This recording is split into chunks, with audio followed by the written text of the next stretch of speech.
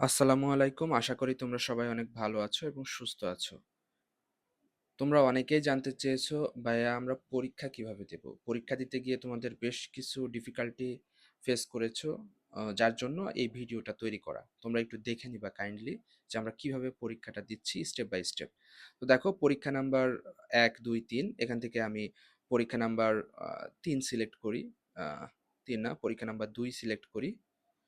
এখানে দেখো copy option আসছে, কপি করে নিই। কপি করে জাস্ট আমরা ক্রোম ব্রাউজারে চলে যাই। ক্রোম ব্রাউজারে গিয়ে এই গুগল সার্চ ইঞ্জিন আছে, এখানে আমরা একটু পেস্ট করে দিই।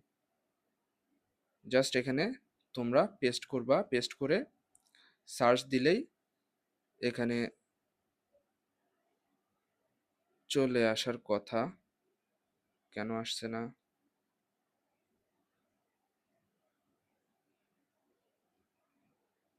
আচ্ছা, এই যে এখানে চলে আসলো। অর্থাৎ তোমরা জাস্ট এই সার্চ বারে গিয়ে জাস্ট এটা দিবা, চলে আসবে। এই যে চলে আসছে। তারপরে এন্টার ক্যান্ডিডেট নেম। তুমি তোমার নামটা লেখো। আমি আমার নামটা লিখে দিলাম। ইংরেজিতে লিখতে হবে। সবগুলোই ইংরেজিতে লিখতে হবে। কোনো বাংলা এখানে ইউজ করা যাবে না। ঠিক আছে? কাজী সাকলায়েন মোস্তাক।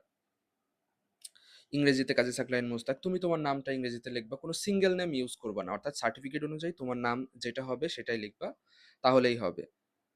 লিখে দিলে এখন এই যে তোমাকে কিছুক্ষণ অপেক্ষা করতে বলবে। এই যে কয়েক সেকেন্ড অপেক্ষা করতে হবে।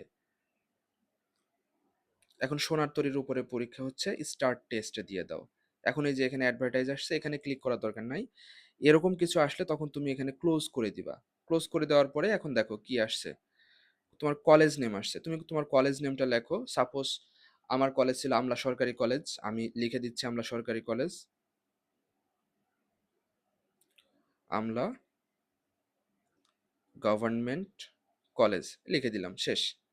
এরপরে আমি কন্টিনিউ করি। আর কলেজের নামের প্রথম লেটারটা কিন্তু ক্যাপিটাল লেটারে হবে। এগুলো মনে রাখবে। এগুলো আসলে তোমাদের উচিত এই ভুলগুলো না করা।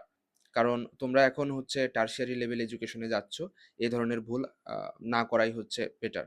কন্টিনিউ এ ক্লিক করো। কন্টিনিউ এ ক্লিক করার পরে এই যে তোমার সময় উঠতেছে ১২ মিনিট সময়, ২০ টা এমসিকিউ। অর্থাৎ পার এমসিকিউ এর জন্য তোমাকে প্রায় ৪০ সেকেন্ড করে সময় দেওয়া হচ্ছে। তুমি এই পরীক্ষাটা যথেষ্ট সময় নিয়েই দিবে, যাতে তোমার ভুল ভ্রান্তি কম হয়। অনেকেই দেখা যাচ্ছে ১ মিনিট, ২ মিনিট, ৩ মিনিটে পরীক্ষা দিয়ে ফেলে। আমি জানি না কিভাবে ২০ টা প্রশ্ন পড়ে ১ মিনিট বা ২ মিনিট, ৩ মিনিটে সঠিক উত্তর দাগানো সম্ভব। অবশ্যই এখানে আ কোনো কিন্তু আছে। আ কেউ যদি সঠিকভাবে পরীক্ষা দেয়, তার মিনিমাম আ যে সময়টা দেওয়া আছে, এই সময়টার মধ্যেই হওয়া উচিত। একটু কম বেশি হতে পারে, সেটা ভিন্ন ব্যাপার। যেমন তুমি অপশনগুলো দাগাবা কিভাবে? যেমন 'সোনার তরী' কবিতাটি কোন ছন্দে রচিত? মাত্রাবৃত্ত দাগাইলে। 'সোনার তরী' কবিতায় মহাকালের প্রতীক কোনটি? মহাকালের প্রতীক তুমি দাগালে, এ নাম্বারটা দাগালে সাপোজ। তোমার পসিবল উত্তর যেটা হবে তুমি সেটাই দাগাবা।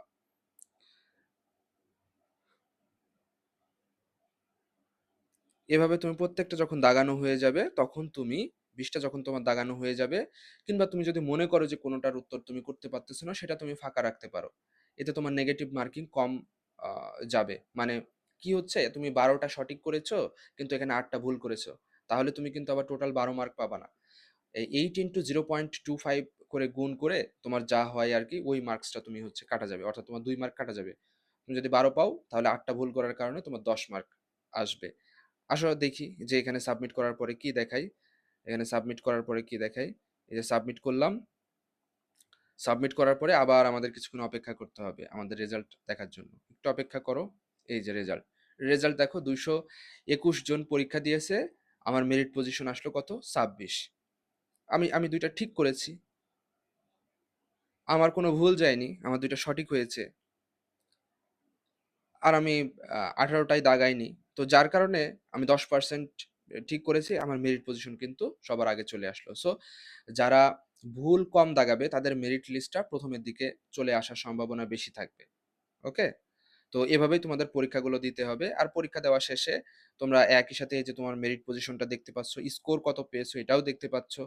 আর এই প্রশ্নগুলোর সঠিক উত্তর এখানে তুমি পেয়ে যাবা। কেমন? সবাইকে অসংখ্য ধন্যবাদ। আল্লাহ হাফেজ।